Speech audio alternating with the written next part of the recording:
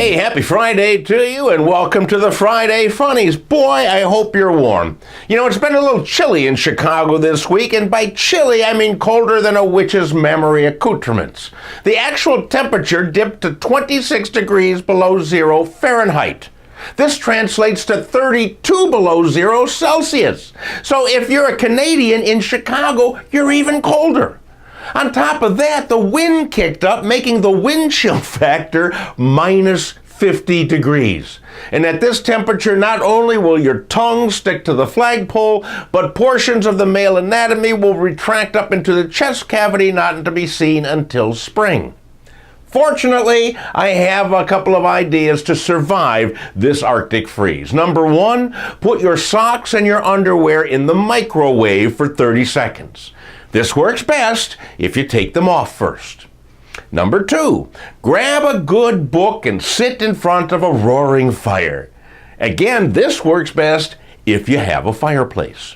And number three, if you go outside, dress in layers. I suggest 13 or 14 layers, possibly all the clothes that you own and have in your closet. Put them all on, you'll be warm. But if you fall down, you're pretty much screwed. So as far as this polar vortex is concerned, it only reinforces my concept that we need to build a border wall between us and Canada. Very tall wall with big fans on the top, blowing this cold air back to Canada where it belongs. Now, if I can just find the funding. Anyhow, no funding is required for this week's Friday Funnies. They come to you free of charge, and they're worth every penny.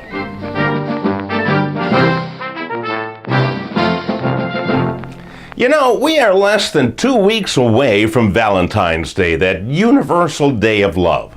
Unfortunately, not everybody has somebody to love on Valentine's Day, and in fact, may have somebody they dislike.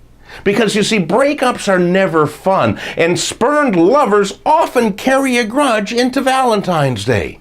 Fortunately, there's a zoo in Seven Oaks, England that has a solution. For about $2, they will name a cockroach after your ex, and they will put that name up on a board in their cockroach exhibit.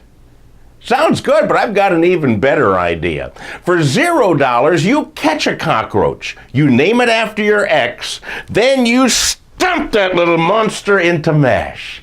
It's far cheaper and much more cathartic.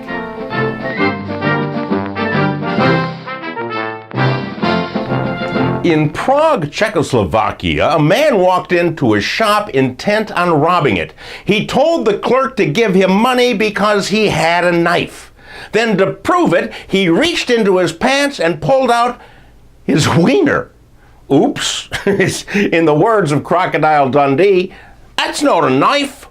Anyhow, the thief grabbed some money while the clerk was giggling and ran out of the store. He was later caught and arrested, and he was charged with assault with a dead weapon.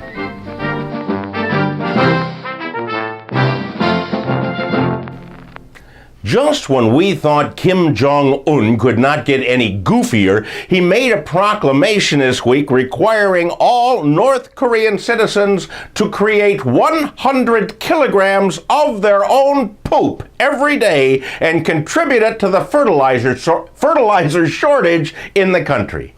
To this I must respond, WTF? 100 kilograms converts to 220 pounds, and nobody can possibly produce that much crap in one day. And to fulfill this demand, many North Koreans have turned to buying poop from special poop merchants.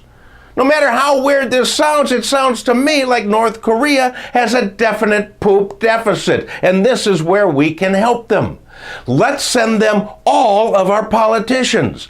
Every one of them is full of crap. That should fertilize the fields, and maybe we could trade them for some ramen noodles. Hey, my friend, that's it for another week of the Funnies. Please pass these on to your friends. And remember, tomorrow is Groundhog Day.